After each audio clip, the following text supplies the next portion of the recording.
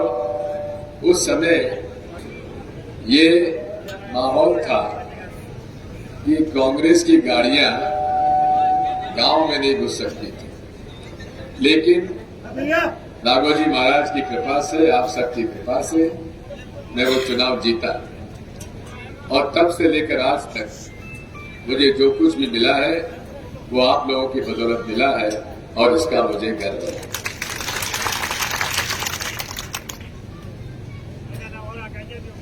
राजगढ़ में पहली बार मैं यहाँ का अर्जुन सिंह जी के मंत्रिमंडल का प्रभारी था और उसके बाद 84 में संसद सदस्य बना, फिर 91 में एक बार फिर बना, फिर मुख्यमंत्री और 2003 तक मुख्यमंत्री रहा। राजगढ़ जिले के लिए जो मैं कर सकता था, राजगढ़ संसदीय क्षेत्र के लिए जो मैं कर सकता था मैंने किया और मेरे दरवाजे हमेशा हमेशा के लिए राजगढ़ जिले के और राजगढ़ संसदीय क्षेत्र के मतदाता भाइयों और बहनों के लिए खुले हैं। चाहे मैं सांसद रहा नहीं रहा, लेकिन सदैव आपके दरवाजे आपके लिए खुले हैं। अब आपके सामने विकल्प है। रोडमल नागर जी 2 बार के सांसद हैं। मेरा कुछ ज्यादा उनसे परिचय नहीं है, लेकिन स्थानीय लोगों ने कुछ उनका लेखा जोखा आपको बताया है। मैं इतना ही आपसे कह सकता हूं कि ये चुनाव मैंने आप लोगों के भरोसे लड़ा है, मेरे कार्यकर्ताओं के भरोसे लड़ा है, मतदाताओं के जो हमारे मतदान केंद्र हैं उनके प्रतिनिधियों के आधार पर लड़ा है। ये मेरा चुनाव मैं नहीं लड़ रहा हूं, मेरे हजारों कार्यकर्ता आज चुनाव लड़ रहे हैं और इसलिए मैं आपसे इतना ही कह सकता हूं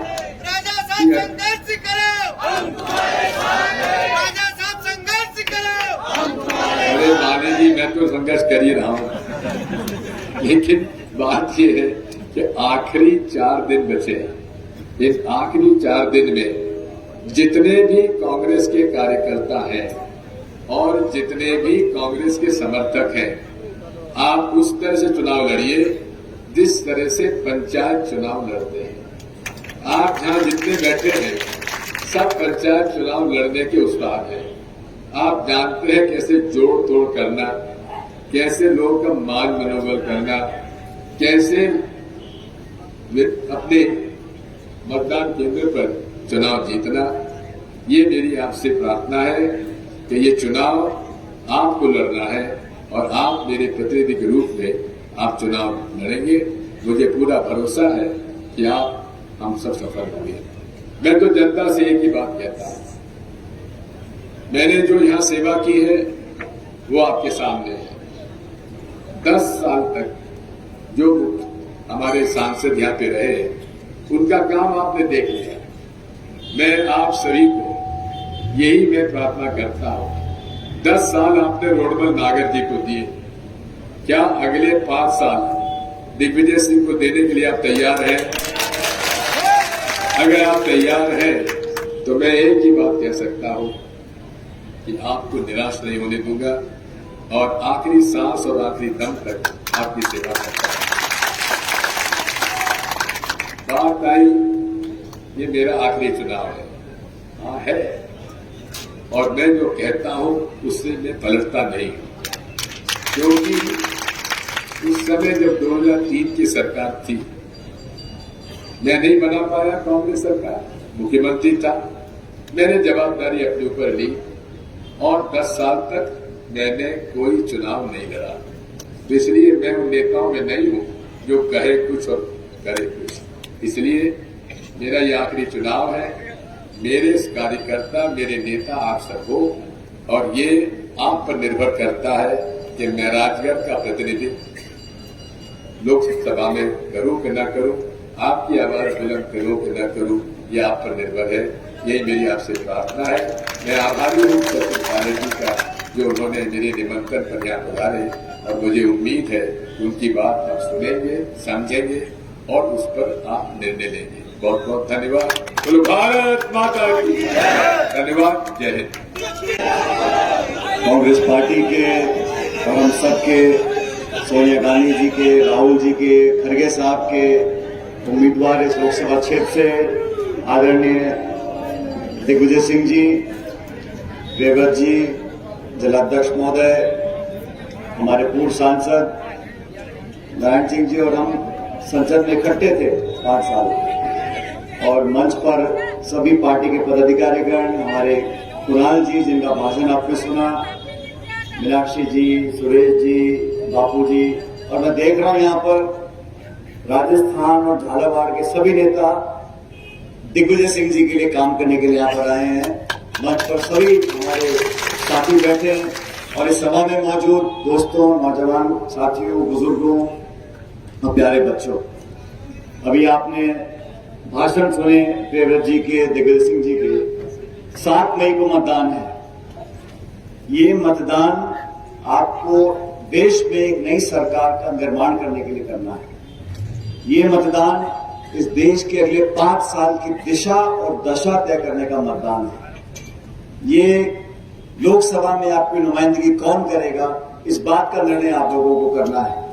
और मुझसे पूर्व में जो भाषण दिए, मुझसे बेहतर आप जानते हो कि आपने जिन सांसद को चुन के रखा है, उनकी तुलना अगर हम दिग्विजय सिंह जी से करें, और मैं इसलिए दिग्विजय सिंह जी को बोल रहा था कि आप मेरे से उम्र में बड़े हो, सब चीज में बड़े हो, स्वर्गीय पायलट साहब के साथ आपने काम किया है, ये मुझे शोभा नहीं देता कि मैं आपके बाद भाषण दूं, लेकिन ये बहुत आप जानते हो जिद्दी हैं, जब पकड़ लेते हैं कि बात को कुछ छोड़ते नहीं।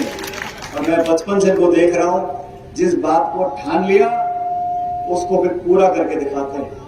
वो नर्मदा मैया की पदयात्रा करनी हो, भाजपा के खिलाफ मोर्चा खोलना हो, संघर्ष करना हो, पार्टी के लिए कैंपेन करना हो, हर क्षेत्र में, देश के किसी कोने में जब जब कांग्रेस पार्टी ने इनको कुछ भी दिशा निर्देश दिए हैं, एक कर्मठ कार्यकर्ता के तौर पर इन्होंने सब जगह जाकर काम किया। परिस्थिति कैसी भी हो, लेकिन अपने लोगों को, प्रदेश की जनता को, और इस जिले से, जिस जिले का नाम आज दिग्विजय सिंह जी की वजह से हो रहा है, मैं आप सबको बहुत सौभाग्यशाली मानता हूं कि इतने लंबे अरसे के बाद दोबारा पार्टी ने यहाँ पे इनको आपके बीच में उम्मीदवार बनाया है। दोस्तों, ये चुनाव निर्णायक चुनाव है। इस चुनाव में आपको देश में कौन सेवा देगा 5 साल, इस बात का निर्णय करना है। और आपने देखा 10 साल से जो सरकार दिल्ली में है, उस सरकार ने जिन बातों को बोलकर सत्ता हासिल करी थी, महंगाई की, किसानी की, बेरोजगारी की, काले धन की, भ्रष्टाचार की, उन सब बातों को भूलकर अब एक ऐसा माहौल बना दिया जहां निर्वाचित मुख्यमंत्रियों को जेल में डाल रहे हैं। 2 निर्वाचित मुख्यमंत्री, आपकी विचारधारा अलग हो सकती है, पार्टी अलग हो सकती है, लेकिन देश में ऐसा माहौल बना दिया कि प्रमुख विपक्षी पार्टी कांग्रेस है।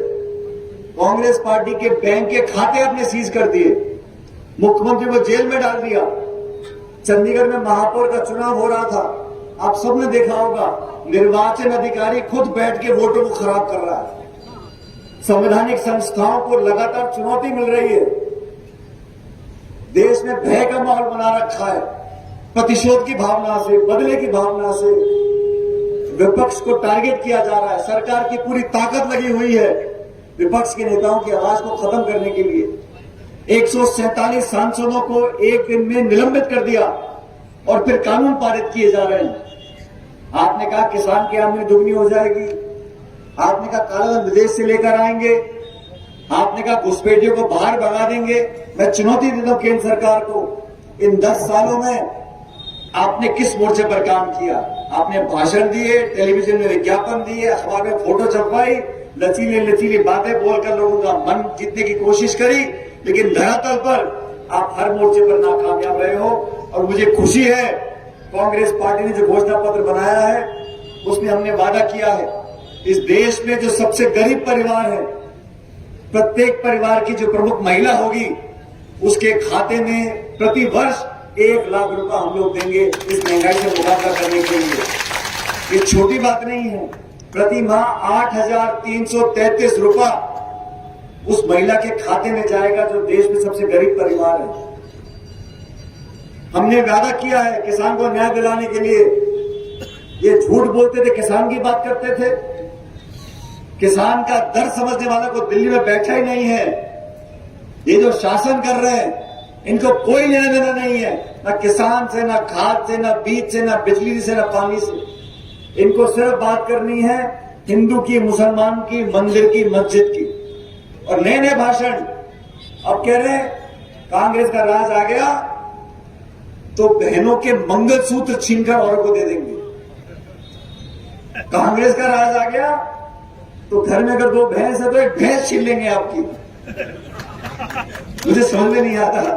कांग्रेस को 55 साल जनता ने सेवा का मौका दिया। इन 55 सालों में कांग्रेस ने क्या क्या नहीं दिया। राजीव गांधी जी ने अधिकार दिया, संविधान में संशोधन किया, पंचायत से लेके प्रमुख और सांसद तक हर जगह आज हमारा SC ST OBC वर्ग के लोग जो काम कर रहे हैं, चुनकर चुनाव जाते हैं। महिलाओं को आरक्षण दिया 50% का।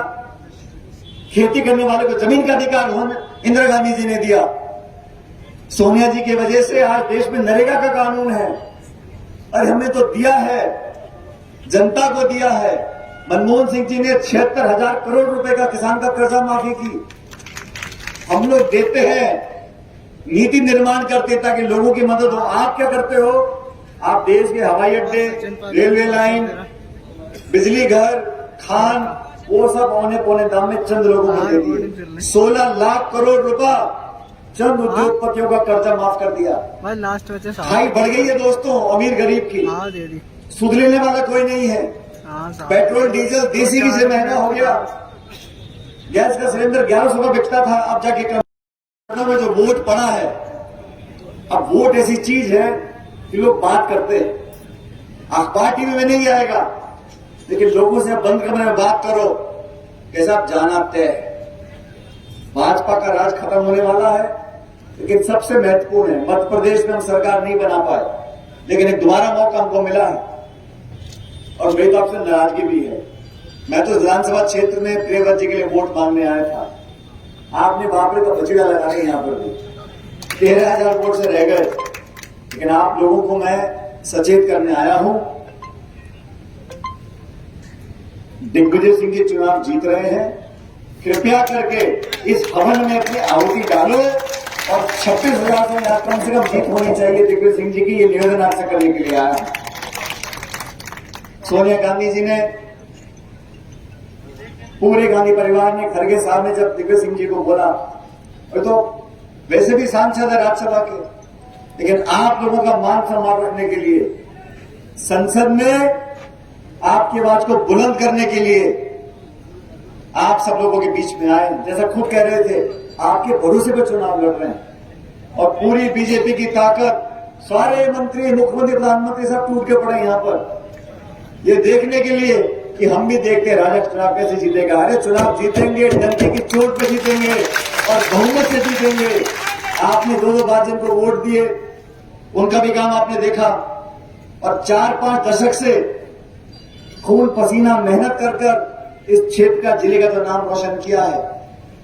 आज उस मजदूरी की दिहाड़ी देने का समय है। भूल जाओ जाति, बिरादरी, धर्म, ये सब बातें भूलकर कांग्रेस पार्टी सबका परिवार है, 140 साल पुरानी पार्टी है। मैं तो विशेष रूप से, मैं कल छत्तीसगढ़ में था, आज मैं वोट मांगने आपसे आया हूं। कोई साधारण प्रत्याशी नहीं, आपके अपने हैं, आपके माननीय हैं और मुझे खुशी होती है बोलते हुए।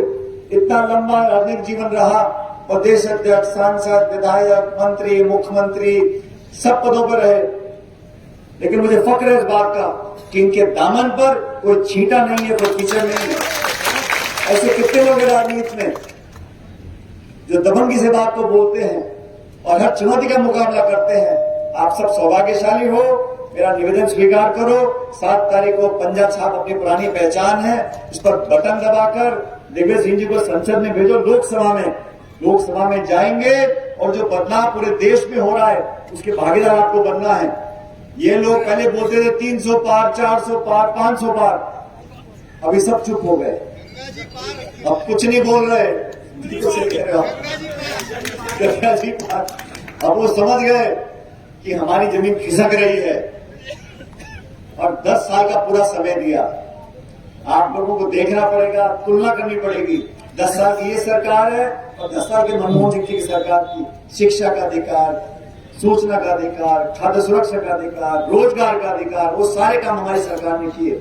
और ये लोग, मैंने कहा ना, अब ऐसी ऐसी बातें बोल रहे हैं कि देख कांग्रेस पार्टी आ गई तो पाकिस्तान में पटाखे चलेंगे, कांग्रेस पार्टी जीत गई तो आपका घर छीन लेंगे। मतलब लोगों को डरा रहे हैं और सफेद झूठ बोल रहे हैं। हमारा घोषणा पत्र छपा हुआ है, स्याही में लिखा है, किसान को एमएसपी पे कानून बनेगा, गरीब परिवार को लाख रुपया मिलेगा, 30 लाख पद भरे जाएंगे, दिहाड़ी नरेगा की 400 रुपए होगी। अरे गरीब की जेब में पैसा जाएगा तो राहत इस देश में मिलेगी। इस सबको संभव करने के लिए हम सब सामूहिक रूप से आपसे निवेदन करने के लिए आए हैं कि दिग्विजय सिंह जी को आपने लंबा आशीर्वाद दिया है, इनके पूरे परिवार को दिया, इनको दिया कि ना, जैसा वो खुद कह रहे हैं, बाकी लोग कह रहे हैं, इस उम्र में आखिरी बार चुनाव लोकसभा का लड़ रहे हैं। आप सबसे कहना चाहता हूं, एक एक वोट इनके 40, 45, 50 साल के परिश्रम, लगन, त्याग, तपस्या को देनी है। एक एक वोट पंजा छाप मोहर लगानी है। 4 जून को जब मतगणना होगी तो सबसे ज्यादा वोटों से पूरे प्रदेश में अगर वो जीतेगा तो दिग्विजय सिंह जी को जीतना चाहिए।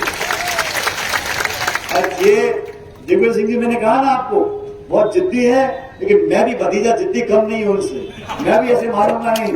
आपने प्रेरित की नैया पार्टी लगाई, लेकिन दिग्विजय सिंह को जिताना पड़ेगा भारी बहुमत से। दोनों हाथ खड़े कर मुझे आश्वासन देकर जाओ कि भारी बहुमत से जीतेंगे और लाखों वोट से जीतकर संसद में जाएंगे। बहुत बहुत धन्यवाद।